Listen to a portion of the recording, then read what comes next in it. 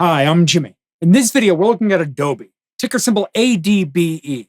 So first, we're going to run through the basics of Adobe's business. Then we're going to look at some of the numbers, look at some of the competitors, and then finally try to come up with a fair value for Adobe stock to see if it's worth investing in today. Okay, now when we jump over to the Investors Grow website and we look at their largest segment, here they call it digital media. And this is all their most popular products. If you think about Adobe, a lot of times you might think about Adobe Reader, maybe Adobe Sign, Adobe Reader Sign, where you can sign documents. This is also where they have Photoshop and Illustrator and After Effects and Premiere Pro. Basically, the entire Adobe Suite Creative Cloud, this 3/4 of their revenue is where that revenue is generated.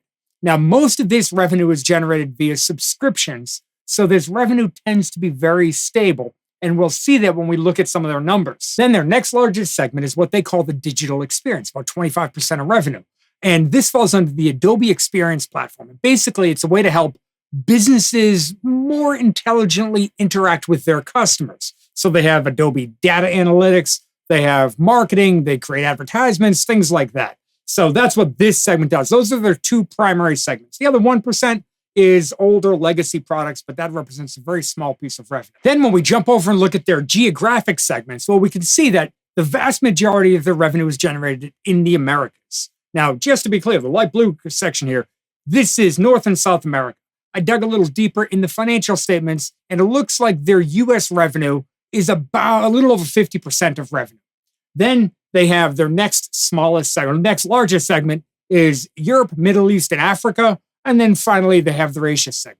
So we can see that although most of their revenue is generated in the Americas, they are a fairly well-diversified company. Okay, now let's jump in and look at some of their numbers. So the first chart here is a chart of revenue. And we can see with their revenue chart, we can see growth rates. And impressively, Adobe's growth has been, it's been steady as can be. Now, many years ago, about at the start of this chart, Adobe at the time sold less subscription-based products and more. You might buy Photoshop and then you owned it and they would update it they would support it for a while. But then in time, much like Microsoft, they got away from that model and they gradually shifted towards the Adobe Creative Cloud and you would instead pay an annual fee to be a member. And in doing that, you would always have the most recent version of their software suite. They do a very similar, that's what they do now. And what has happened is revenue has been steadily increasing for nearly a decade. Not sure what industry we want to compare this to, but we can see it's been quite steady. These are fantastic numbers. Although Adobe, relative to some other companies, like a company like Microsoft, is a smaller company, it still had impressive growth. And we're going to look at analyst expectations in a few minutes, but analysts are expecting for this growth to continue. Okay, now let's jump over and look at the revenue stability score. So this is the Investors Grow revenue stability score. And basically, higher is better. You want it as close to 100 as possible. And the way a company can score higher numbers is not just have consistent growth, but ideally have high consistent growth. So if you had a company that had revenue was kind of flat or didn't go anywhere, the stability numbers wouldn't be that strong, even though revenue is not falling. What we're looking for is steadily increasing growth, much like we just saw with revenue a moment ago. That being said, now let's jump over and look at net income. Now we can see that net income for a little while, net income pulled back. And that was because in COVID, as you can imagine, a bunch of people got, locked in their houses and Adobe saw a big spike in revenue. And then in the few years after that, revenue drifted a little bit low.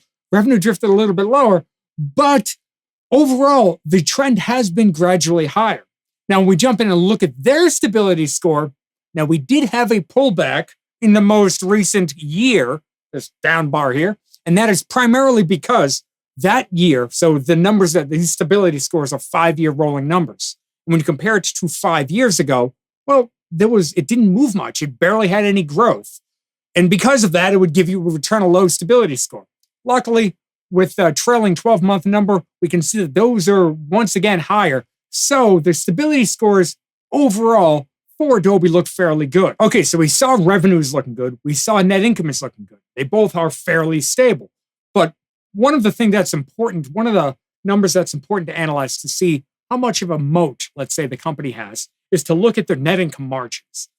the higher net income margins are, the better off a company is. In theory, they could charge a premium for their products. That would give them higher net income margins. If they sell a commodity-based product that's, they're fighting for the lowest cost, something like a Walmart, where they're trying to sell their products for as low as possible, but still make a profit, well, you end up with much smaller net income margins. We could see Adobe here is, frankly, way up there. In the high 20% range, low 30% range, these numbers are quite good. In fact, I recently did a video where we talked about the stock market pulling back. And in that video, I showed a list of all 500 companies in the S&P 500 and ranked them by net income profit margins. Adobe was near the top of that list because they have very strong, very impressive profit margins, even compared to companies within their own industry. Okay, now let's jump in and look at free cash flow. So free cash flow looks quite good, just like all the other numbers we've seen. Again, Adobe has done a fantastic job over the past decade, steadily growing, and there's no signs that this is going to slow down. Now, I'm not going to say that there's no headwinds. Towards the end of this video, we're going to look at a bull and bear case scenario for Adobe, and Adobe certainly has some headwinds that they have to deal with. But in the meantime, their history up to this point has proven that they've done quite well. To confirm that, when we look at the Investors Grow free cash flow stability numbers, as we would expect because of how easy it is to see, free cash flow stability has been up there with the best of the companies, with the best of all the companies we've analyzed so far. Okay, that being said, just to make sure we cover all of our bases, let's look at shares outstanding to see whether or not Adobe is in fact buying back shares. And clearly, when we look at this chart, we can see that they are. You can tell that because this is, by the way, if you're ever looking for where to get this data from outside of a website like Investors Grow, well, if you're ever looking for this, if you look at the annual report, in the annual report, they tell you exactly how many shares they have at the end of the year. These shares happen to be diluted shares. So if all the employee stock options were exercised, how many shares would there be? This gives you the diluted numbers, and those you can see are declining. So this is a good sign for investors because if they continue to do stock buybacks, that in theory, if we own shares of Adobe, that in theory increases the value of the individual shares. So overall, this is looking pretty good. Okay, now how about their balance sheet? Now, in short, they have a strong balance sheet, but this is a chart of their cash versus their debt. Really cash and cash equivalents and debt. Now, by debt, I don't mean all liabilities. I mean interest-bearing debt. So if they issue bonds and things like that, and they have to pay interest on that debt, well, this is that debt. And we can see the purple bars, the most recent one, that is cash, and they have more cash than they have debt. So this is likely, if anything else, is going to add value to the company because the company has more cash and debt. That's a positive sign. So not only are we seeing strong growth numbers all across the board, good free cash flow numbers, but we're also seeing a strong balance sheet. So this is a good thing. Okay, now let's jump in and look at some competitors. And this is where it gets a little bit tricky. So Adobe has different products, clearly. And I was trying to come up with competitors for each of those products. Who is their closest competitor? Now, you can argue that a company like Apple has some of the very same software that Adobe has. Not the exact same software, but competitors for it. Adobe has Adobe Premiere Pro to edit videos. Apple, I believe there's called Final Cut. They have picture editing software. Adobe has Adobe Photoshop.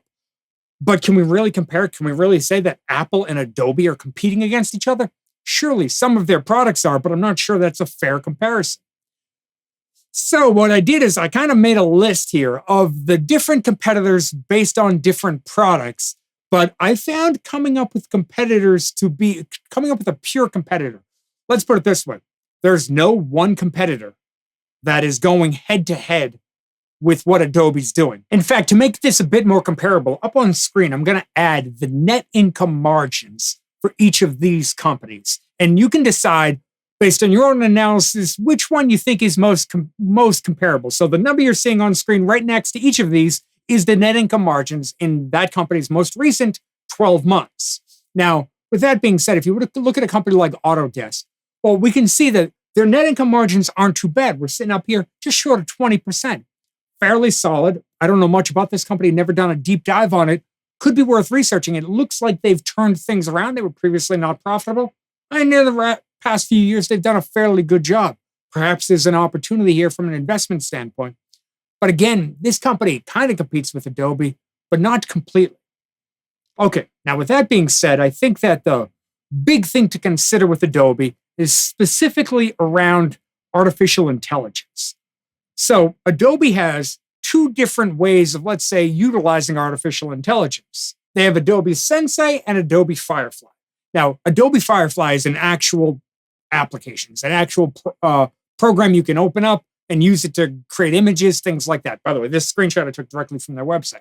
Adobe Sensei is more on the back end of it. So let's say you're using a Photoshop. Well, some of the, let's call it the technology or some of the features within Photoshop or Premiere Pro or After Effects or whatever it is will utilize Adobe Sensei. So will utilize artificial intelligence to hopefully make their products a little bit simpler. Now, this is real important because when I was first starting to research this company, one of my biggest concerns with Adobe was the impact of artificial intelligence and the rise of something like ChatGPT, where, by the way, ChatGPT will create images for you. So if it's going to create images for me, do I need Photoshop? That was my biggest concern. The biggest headwind I initially thought of when I came into this analysis was that artificial intelligence is very likely to take away some business from Adobe. With that being said, let's jump in and look at some bulls and bear potential opportunities and potential headwinds for Adobe. And then we'll jump in and look at the fair value of Adobe stock using discounted free cash. So the first bearish point is the size, or let's say the trajectory of the total addressable market. TAM is total addressable market. So I found different industry publications and different analyst estimates for how big the industry is. The industry that is using software to create basically content creators, not just YouTubers and things like that, but people on Instagram, companies and their ability to advertise. Well, what's impressive about this is we saw Adobe's revenue and net income and free cash flow and all those numbers growing very nicely.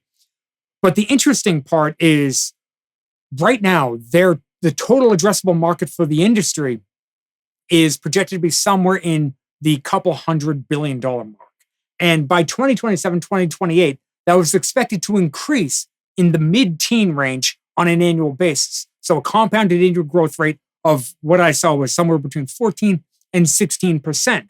Well, if Adobe did nothing, that they didn't gain any additional market share, they just didn't lose any market share. Well, the market share is growing fast enough to account for the fact that their revenue could, in theory, keep up the very same pace. Their free cash flow could, in theory, keep up the very same pace. And all they have to do is maintain their percentage of the total market. So I think that's a positive point for Adobe. Then another point for the bulls that I've already kind of touched on is that Adobe is very much the industry standard for the subscription business. So they were one of the first of all the competitors in each of the individual products to go to the subscription model. And that has served them extraordinarily well. Now, the other thing that along these same lines, another reason that that's useful is that their products are once you get ingrained in them. So if you're using Adobe Photoshop a lot and then you want to use Premiere Pro to edit videos, well, that transition is fairly simple and you tend to stay in the same ecosystem. And that adds to, let's say, the stickiness of their numbers. So this is a very good sign. Then on the bearish side, we got two big ones. The first one is competitor AI adoption. So clearly, ChatGPT coming out or any of the other, Gemini or whatever the other AI platforms are that are out there, any of those that are currently generating images or perhaps down the road will generate images has the potential to compete with what, let's say, a platform, a software like Photoshop. If these AI platforms can then generate videos, well, that's competing with Premiere Pro. The further this goes, the more competition there is for Adobe. Now, the reason why I paused on the previous slide to talk about Adobe's own adoption of AI is I do think it's important to recognize that if you look at something like Firefly, well, they too are creating images. So it's not like Adobe sitting on the sideline, letting everybody catch up to them. They are actively trying to utilize it and actively trying to grow their own AI adoption and integrate it into their products. So I do think that this is a headwind and something that should be watched, but I don't think they're going to necessarily be blown out of the water because of it. Then for the final point here, low-cost competitors. So there's a lot of, let's say, web-based products or maybe app-based products, something like a Canva, that many new creators or new content creators or companies that are on a budget that don't want to invest in the Adobe suite of products and all of that stuff. Well, if there are many low-cost options out there that use AI, that do a pretty good job of editing and do a pretty good job of creating images and all that stuff, so there is that potential headwind. Now, of course, one of Adobe's options is to, let's say, find a low-cost competitor, maybe a platform like Canva, and say, you know what, let's acquire them.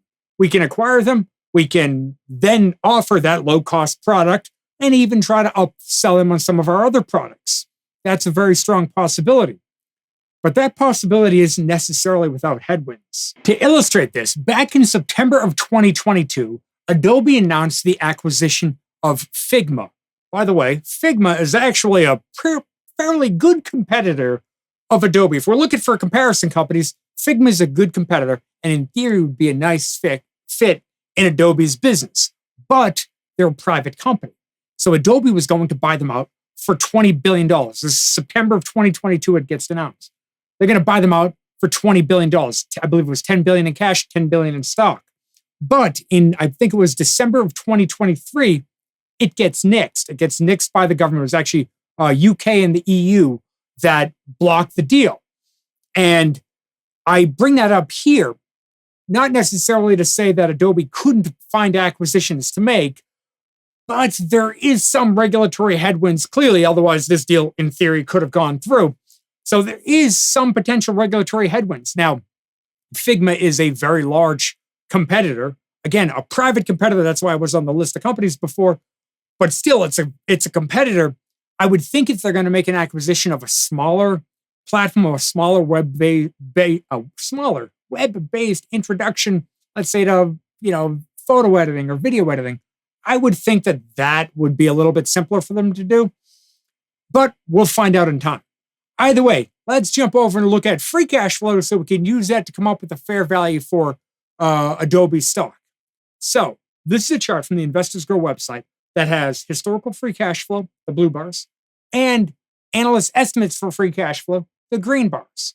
Now we can see here that analysts pretty much expect the trend to continue. Now, from all the research I've done, like I mentioned before, this continuation could be from two things. One, they either gain additional market share, or two, the total addressable market continues to go up. It's not like this is measuring a percentage of the amount of content creators out there or the amount of people that need their products. This is just measuring what analysts expect to happen with free cash flow. Now, just so we're clear, I'm using some basic baseline assumptions. I have a perpetual growth rate of 2.5%, which means we take analyst estimates, green bars, goes up like that. That's how fast it grows. And then it just tapers off. It drops in the year after that, goes to 2.5% growth. Now, if we're curious, these free cash flow estimates would give us a fair value of about $447 per share. And thanks, at least in part, to the big pullback in the market recently, Adobe stock looks like it's undervalued. And it looks like the implied return, by the way, that 447 is based on a required rate of return of 9%. If you have a required rate of return of about 11%, this is about fairly valued. So if that's the case, maybe you want to wait a little bit longer, wait for this thing to pull back a little bit further. Hopefully, if it does, you jump in and get it at a better price. But for me, on a personal basis, Adobe stock is looking quite good. The pullback in a lot of these stocks over the past couple of years, really since 2022, they had a big pullback in 2022. I know I jumped in and bought some of my bigger positions back then, and they've served me very, very well over the past couple of years. So Adobe will be one of those that I am adding to both of my portfolios. I have a high quality portfolio and a long-term buy and hold strategy. Because of how stable of a company this has been over the past, let's say over the past decade, and looking out for at least the next 5 or 10 years, I think that Adobe is a good long-term investment, and I'm more than happy to jump in and buy both of these. Now, I have not bought it yet, so depending on where it goes over the next couple of days, I plan on waiting a couple of days, give everybody a chance to do their own research. I will jump in and buy my shares at that point. So let me know if you have any thoughts or any other companies that we should do research on. And if you're curious how to get access to the Investors Grow website, where we try to make it quick and easy and simple to value companies and do research on different businesses, well, I will leave a link right here and a link in the description below. And thank you so much for sticking with me all the way to the end of the video. I really do appreciate it. Thank you, and I'll see you in the next video.